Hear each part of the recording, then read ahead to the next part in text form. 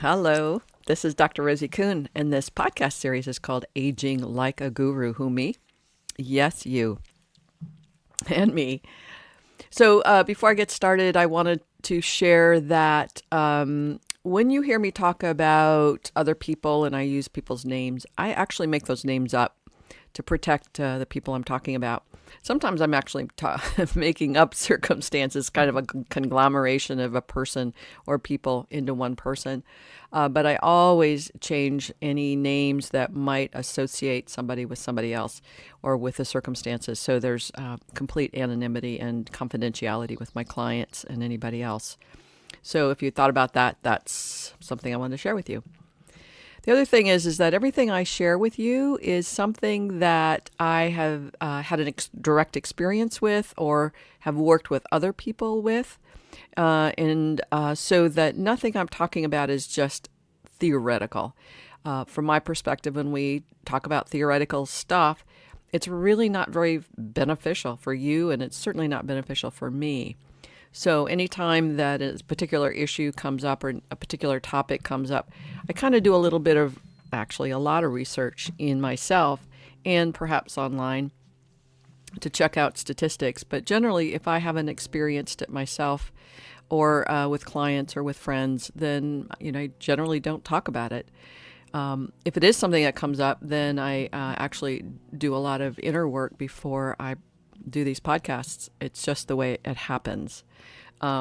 It's sort of like there's a story about Mahatma Gandhi, and this woman who came to him with her young child and said, "Would you please help my son get off sugar, because he needs to get off sugar." And Mahatma Gandhi said, "Come back in 3 weeks." And so the woman came back, and Mahatma Gandhi did what he did. And the woman said, "Why did you make us wait 3 weeks?" And he said, "Well, I needed to get off the sugar myself." And I love that story because it's kind of like, if I don't walk my talk, if I don't actually practice what I preach, then, you're not going to have any sense of confidence in me or respect in what I say. So I do the best I can with all these circumstances I'm bringing up about aging and guru-ness and all of that. So that's that.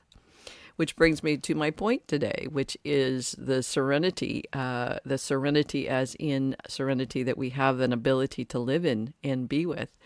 And I named this piece, this session, "No Time for Serenity." And it came from the situation that in creating these podcasts and starting this series, all kinds of stuff has to get done so that they become more accessible to you, more available on my website or social media, needing a virtual assistant to help me do this, and all of these other elements that just start to show up because I'm doing these podcasts.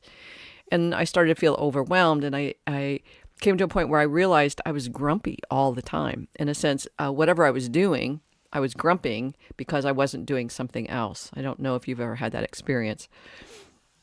But it's like a constant, if I'm not doing this, I would be doing that, and that somehow seems to be more important than doing this, and then something else is more important than that. So it's like, oh my God, I got to get my bills paid, or I got to check out my bookkeeping, or I've got to, you just name it, it's there. So it keeps me from actually being in serenity, and it keeps me from actually enjoying myself doing whatever it is I'm doing.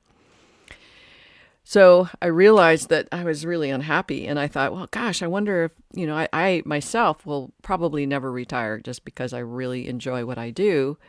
And I thought, well, maybe people who are retired, maybe they feel this place of serenity. And so I talked to a few people, some friends of mine, and said, what do you think about this? And they go, oh, no, we're always jumping from one thing to another. Our calendar is always full. There's always something to look forward to. And yes, it's like I'm not able to be present here now in what I'm doing because I'm concerned about getting on to whatever's next. And so it's like, it's interesting that so many people are looking forward to retiring, and yet when they get to retiring, they aren't doing or enjoying their life. There are people who do, but generally speaking, people are grumping about one thing or another. And quite often it's waiting until they've get to the point where they're doing what they enjoy to do. And that's kind of an interesting way to live life. And from my perspective, it's how 98% of us live life, in a state of stress and angst. In not quoting, but it basically says, the source of our addictions is restless, irritable discontent. The source of our addictions, substance abuses, workaholic, codependency, our addiction to specific emotional states or thought states, it comes from a place of restless, irritable discontent. And what we're trying to do is calm ourselves so that we're not experiencing the restless, irritable discontent. So this is really, really, really important to me. When I heard that, it was like an epiphany for me, because I realized that challenge to not be in that state of restless, irritable discontent. What we're wanting to be in is the state of serenity, which is where the Serenity prayer comes in terms of the AA program and all of the other 12-step programs. And if you're not familiar with the Serenity prayer, and if you are, you can say it along with me. It's, grant me the serenity to accept the things I cannot change. Accept the things I cannot change. To have the courage to change the things I can change, and the wisdom to know the difference. And so, for us to even know what that state of serenity is, it's like very few people are willing to let go of all the things they're afraid to let go of what doesn't work, let go of that angst for the sake of experiencing serenity and peace and tranquility and this place of joy and potential happiness. And regardless of our age, again, there's those of us that focus on, when I retire, I'll have time for that serenity. When I have time, when I retire, I'll have time for reflection and contemplating and meditation, and I'll have time then, and then I'll. But the point is that rarely, because we're so trained to live in this state of restless, irritable discontent, we don't even know we're in it, and we don't even know that there is a way out. For me, as I was saying, I was grumping. I've been grumping through my life for the last few weeks and going, what the heck's going on? Like, what's going on? And I realized that I'd lost this ability. I'd gotten so caught in my addiction again of worrying and overwhelm and got to get things done, that I'd forgotten the state of being in serenity. And this morning, it was really great, because this morning the Serenity prayer popped up. And it was like, oh, thank God. It's like, grant me the serenity to accept the things I cannot change. And then that moment, I was able to kind of slip back into that momentary experience of peace and relaxation and spaciousness. And the angst of worry, of overwhelm, there was room for the space of peace, and the overwhelm. It's still, I've got things to do, but I don't have to be in a state of being in overwhelm or restless, irritable discontent to make it happen. And when I'm in this state of serenity, then I can actually, things come easier and more effortlessly, and it's more fun. I can experience more joy in, I've got a fish pond with koi in it, and I've got this pot of lilies that it's floating around the top. And I have to fix it. And it's like, I can't, it's too much.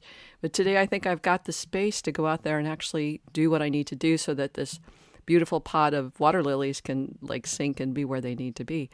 But it's that state of angst that gets me out of the possibility of doing the things in a way that makes me happy. So, as a person that's aging, as a person that has been in the addictive states of restless, irritable discontent, as a person that has found a way to come back to serenity, and listening to that inner guru, listening to that inner voice that says, you can't put this off till you're retired, or it's just not going to happen. And just take the time it takes to sit and learn to be in serenity. And for me, I'll finish up in a minute, but to say that for me, meditation often creates another thing to do, as opposed to bringing myself to a state of what's it like when I have no no thoughts or concerns about anyone else or anything else.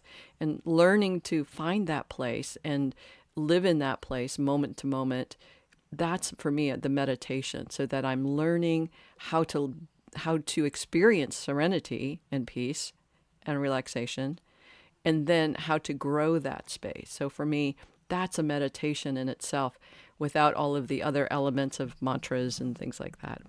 So give that some thought, and be curious about who you are outside of restless, irritable discontent, and see what shows up for you, if anything. Hey, I would love you to come visit me on my website if there's something that you're interested in. There's videos and blogs and podcasts and books. So come visit me there. And if you have any questions or concerns, please let me know. All right. Take care. Big hugs, and bye for now.